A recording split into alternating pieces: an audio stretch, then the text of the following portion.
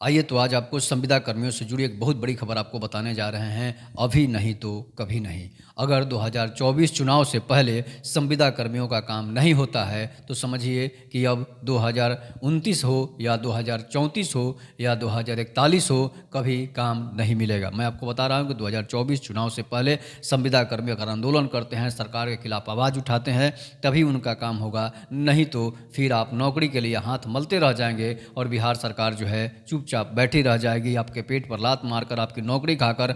आपने देखा किस तरह से बिहार में जातीय राजनीतिक हो रही है। बिहार में ना तो कंपनी लगाने की बात हो रही है, ना फैक्ट्री लगाने की बात हो रही है। बिहार में सिर्फ बात हो रही है रिजर्वेशन, जातिवाद।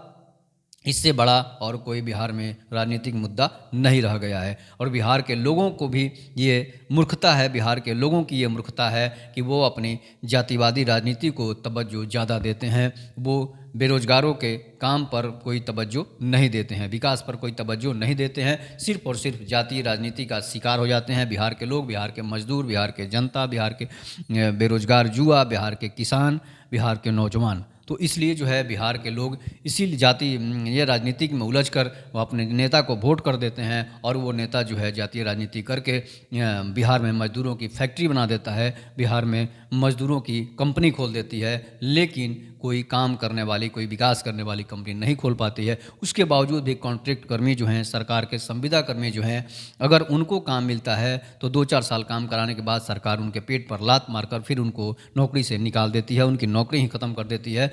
तो ऐसे सरकार को आप समर्थन करते हैं तो समझिए कि आप अपने पैरों पर कुल्हाड़ी मारते हैं। इसलिए मैं आपको बता रहा हूं कि 7-8 साल हो गए संविदा कर्मी, सांख्यिकी स्वयंसेवक, पंचायत वार्ड सचिव, आशा, ममता, सेविका, सहायिका, रोजगार सेवक, इंदिरा आवास सहायक और भी बहुत सारे बेल्ट्रॉन के माध्यम से भी लोग कार्यरत हैं, जो बेरोजगारी की मार झेल रहे हैं। सरकार ना तो उनको कोई अच्छा पेमेंट देती है, ना सरकार उनको कोई काम देती है। सांख्यिकी स्वयंसेवक 6 सालों से बेरोजगार बैठे हुए हैं, उनको 4 साल तक काम लिया गया, 4 साल के बाद फिर उनको बेरोजगार कर दिया गया।